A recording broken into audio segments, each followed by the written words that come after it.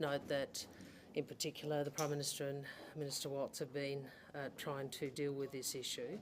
There are two announcements I'd like to make this morning.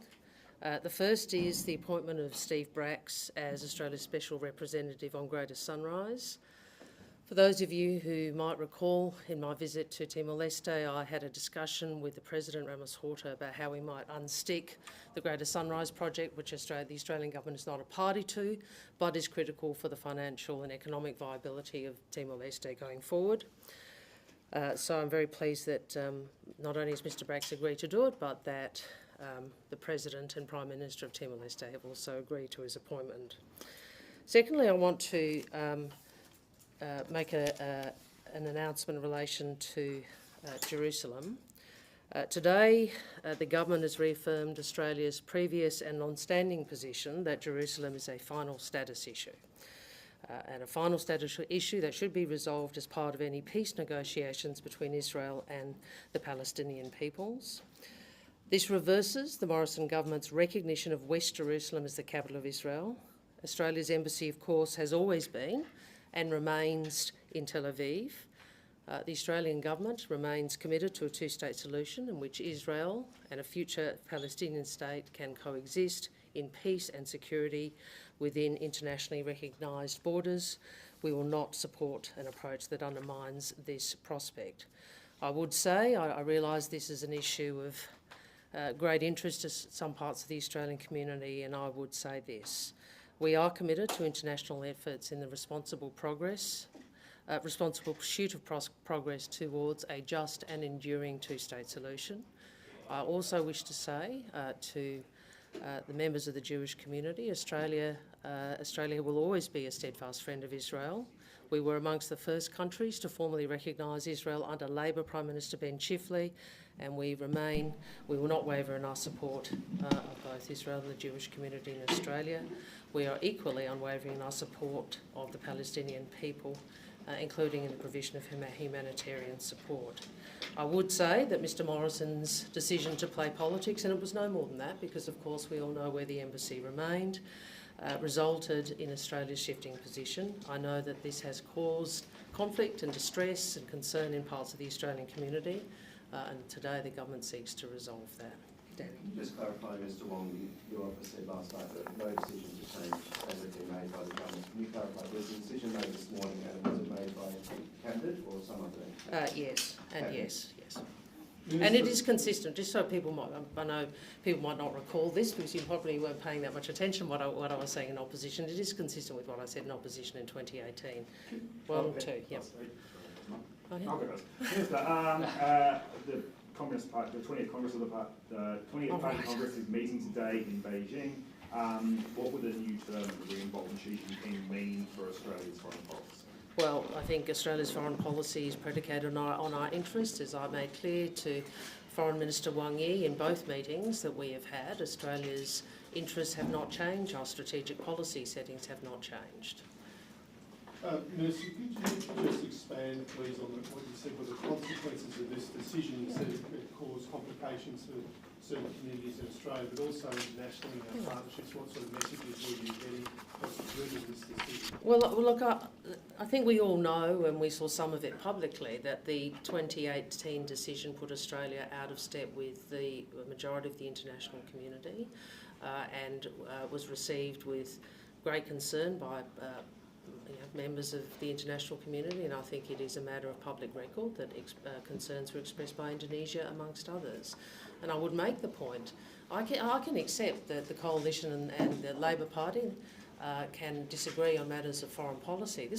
You know what this was though? This was a cynical play, unsuccessful, to win the seat of Wentworth in a by-election.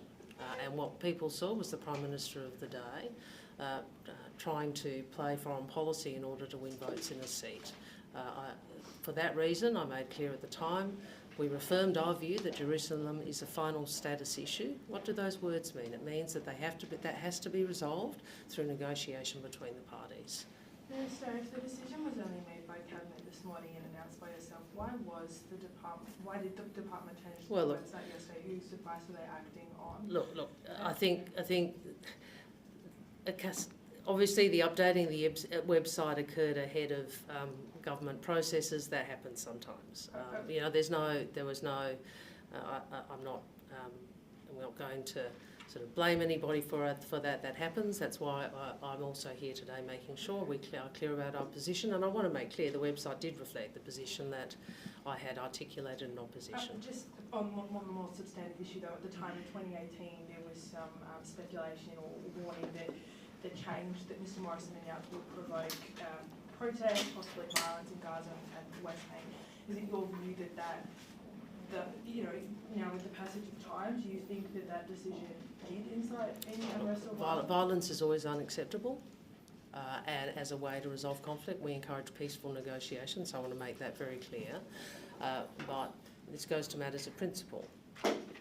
If you believe, as Julie Bishop did, and as I think every Australian government since 1948 has believed that these are issues to be resolved between the parties, hence the long-standing position of an Australian government has been to locate the embassy in Tel Aviv, then you take the position that I've outlined today.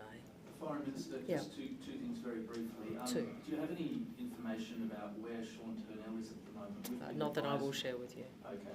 And secondly, you're heading to the Pacific again. I am. Can you outline where you're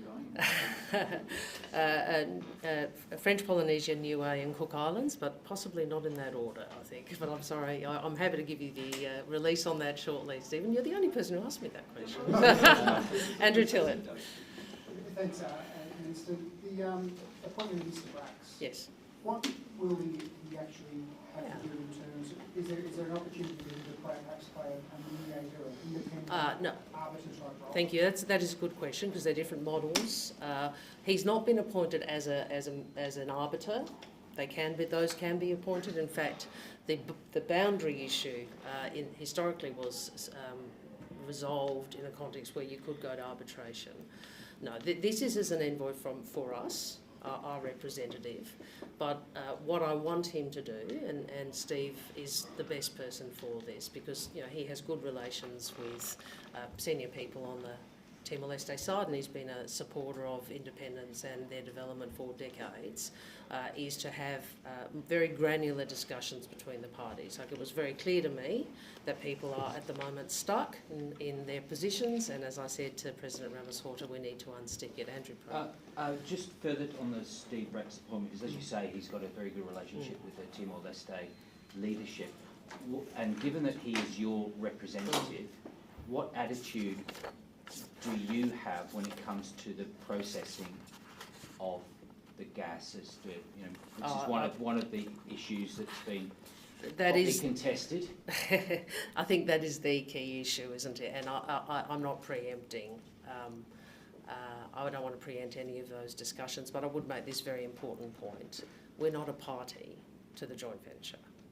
The parties don't include the Australian government. But the decision to invest, which obviously would include the sorts of decisions that you avert to, would be made by the joint venture partners. Catherine Murphy.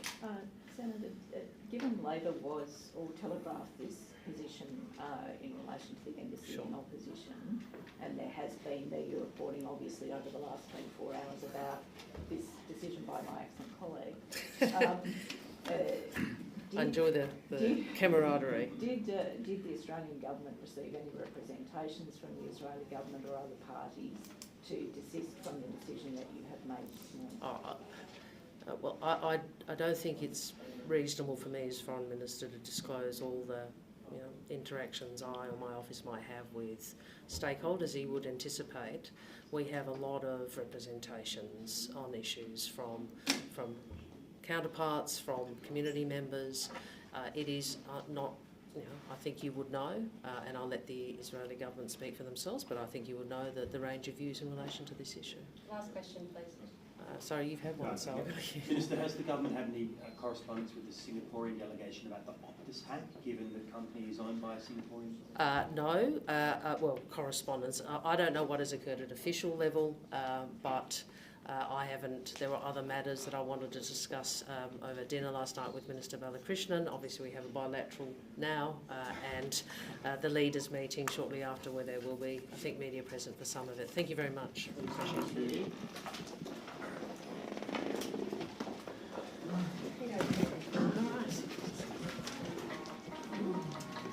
Uh-oh. There's a review of your question, Murph.